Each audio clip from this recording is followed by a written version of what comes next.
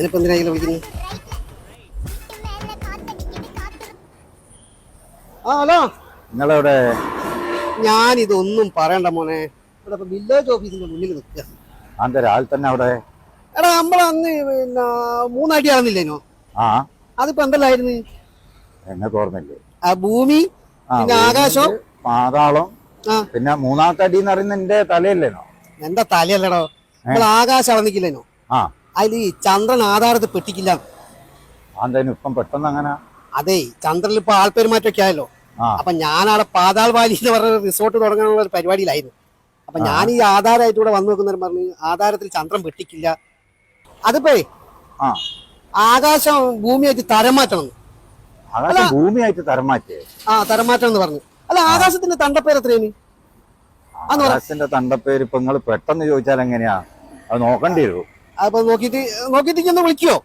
Village ഓഫീസിൽ ഉണ്ടാവുമല്ലോ അത്. ഞാനൊന്ന് ചോദിച്ചോട്ടെ, മൂപ്പര് കുറച്ച് ചൂടില്ല. നിങ്ങൾ വേഗം വരുവോ? ഞാൻ വേഗം വരാം. ചൂടൊക്കെ തണിച്ചു കൊടുക്കുന്നു, ഒരു പണക്കിരി കൊടുത്താ. ആയിക്കോട്ടെ, ഞാനിതൊന്ന് ക്ലിയർ ആക്കിയിട്ട് വരാം. ഓക്കെ എന്നല്ല വെക്കി, ഞാനിതൊന്ന് റെഡിയാക്കട്ടെ.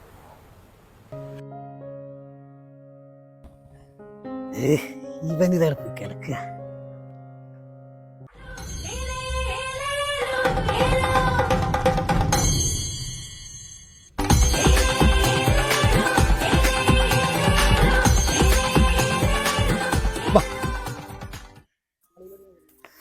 ഇതേടെ പോയി കിടക്കോ?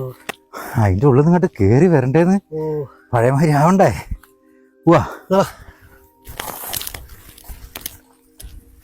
എടാ മാവോ, എന്താ മാമട്ട ക്ഷീണിച്ചാ? അപ്പൊ കുറച്ച് ഇരിക്കാൻ അവിടെ ഇരിക്കാം.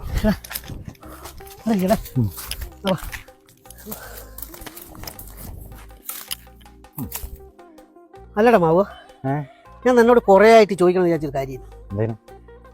നിനക്ക് എന്നോട് ദേഷ്യമൊന്നുമില്ല? എന്ത് കാര്യത്തിന്? അല്ല, നന്നെ ഞാൻ ഈ കേരളത്തിൽ നിന്ന് ചവിട്ടി താത്തിയല്ലേ.